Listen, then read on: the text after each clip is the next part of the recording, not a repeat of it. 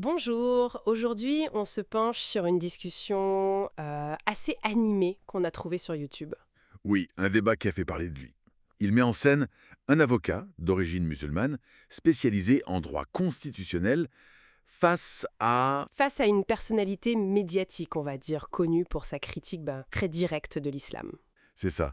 Et le cœur du débat, c'est la laïcité ici au Québec, la liberté d'expression, la critique de la religion. Exactement. L'idée c'est de décortiquer un peu leurs échanges, de voir les arguments principaux, les points de friction en fait.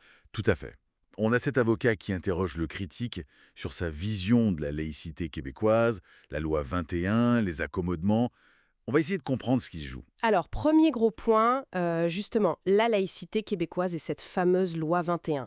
Ça démarre fort. Ah oui, l'avocat demande direct au critique Fontcitas, c'est quoi votre définition de la laïcité? Et la réponse au début, elle est un peu évasive, non? Puis il sort un indice sur l'apostasie. Oui, sur la peine de mort pour apostasie, et il demande est-ce que ça c'est laïque? Une manière de provoquer un peu. L'avocat, lui, il rejette ça tout de suite. Il dit que ça n'a rien à voir avec la définition de la laïcité moderne au Québec, contexte historique différent, etc. C'est là que le critique amène sa propre distinction. Pour lui, il y a la laïcité, qui nomme spécifiquement la religion dans une loi pour la limiter. Il cite la loi 21 et l'interdiction des signes religieux pour les personnes en autorité. D'accord? Et d'un autre côté, le sécularisme. Ça, ce serait la séparation État-religion de base, inhérente à la démocratie, mais sans viser une religion en particulier. C'est intéressant comme distinction, mais assez personnelle, j'ai l'impression. L'avocat, lui, il reste sur une définition plus classique, quoi. Oui, séparation État-religion. Il dit le Québec est déjà laïque sur ce plan. Et il attaque la loi 21 de front. Pour lui, elle est inconstitutionnelle. Il rappelle qu'il a fallu utiliser la clause dérogatoire pour la faire passer. Exactement. Et il ajoute qu'elle n'est pas justifiée par de vrais problèmes de prosélytisme sur le terrain et que finalement, elle pénalise de façon disproportionnée les femmes musulmanes qui portent le hijab. Alors que le critique, lui, la défend ardemment, cette loi. Son argument principal, c'est la protection des enfants. Il dit qu'il faut les protéger du prosélytisme venant de personnes en position d'autorité, comme les profs. Hmm. Et pour lui, le hijab, c'est pas juste un foulard. C'est le symbole d'une idéologie qu'il juge inégalitaire. Hommes, femmes, tout ça. Donc le débat est pas juste légal, il est aussi très idéologique. Ah oui, clairement. Et ça nous amène au deuxième point chaud, cette tension entre critiquer une religion, le droit de le faire, et l'impact que ça a sur les croyants. Sur le principe, il semble d'accord. On a le droit de critiquer les religions. La liberté de religion, c'est pas le respect obligatoire de la religion en tant que dogme. Oui, ça semble clair.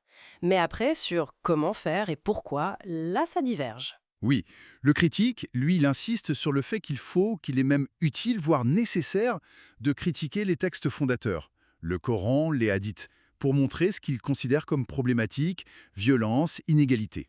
Il voit ça comme une analyse critique, presque un service rendu. Un peu oui. Une analyse matérialiste, dit-il, qui pourrait même aider des musulmans à se libérer d'un dogme. Il compare ça à la critique d'autres religions. Mais l'avocat, lui, trouve cette approche complètement à côté de la plaque, en fait. Il dit que c'est anecdotique, hypothétique. Déconnecté des vrais problèmes. C'est ça. Pour lui, les vrais enjeux des musulmans au Québec, c'est la discrimination, le chômage. Pas des débats sur des textes anciens. Il pense que ça alimente un faux débat et que ça nuit à la communauté. Et c'est là que le critique martèle sa distinction clé. Il faut séparer l'idéologie, l'islam, critiquable, et les personnes, les musulmans, à respecter. Il accuse l'avocat, et les médias en général, de faire l'amalgame. Oui, de tout mélanger, ce qui empêcherait un débat sain, selon lui. Ce qui est frappant aussi, c'est comment le débat dérape, glisse sur l'identité et les tactiques de discussion. Il y a un moment tendu sur c'est quoi être musulman. Ah oui, l'avocat dit qu'il est d'origine, de culture musulmane, mais pas croyant ou pratiquant. Et le critique le pousse. Et est-ce que l'origine, marocain, algérien, ça suffit pour être défini comme musulman? En fait, il veut dénoncer une confusion qu'il juge entretenue entre l'identité nationale ou ethnique et l'identité religieuse. C'est un point sensible. Oui, ça montre comment l'identité personnelle devient un enjeu dans ce type de débat. Et puis, bon, comme souvent quand ça chauffe, Ça s'accuse mutuellement de mauvaise foi, de sophisme. oui, l'homme de paille, les généralisations abusives, les attaques personnelles, l'évitement des questions. On voit que le dialogue est vraiment difficile. Au bout du compte, ce qui ressort, ce sont des fractures profondes. D'abord sur la laïcité au Québec et la loi 21 qui en est le symbole.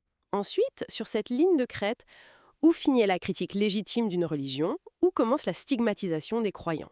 C'est ça. Et puis, comment l'identité, individuelle, collective, est utilisée, parfois instrumentalisée, dans ces discussions. Ça laisse matière à réfléchir. Et ça nous amène peut-être à une question finale pour aller plus loin. Hmm. Comment une société démocratique peut-elle concilier au mieux la liberté de conscience, la liberté de religion, avec la neutralité religieuse de l'État et le droit de critiquer les idées, surtout quand certains textes religieux semblent heurter nos valeurs d'égalité, de droits humains? Vaste question. Ou dit autrement, dans notre contexte social, où est la limite entre l'analyse critique d'une idéologie et le risque d'alimenter, même sans le vouloir, des préjugés contre ceux qui s'y identifient? C'est exactement ça. Une question complexe, sans réponse facile.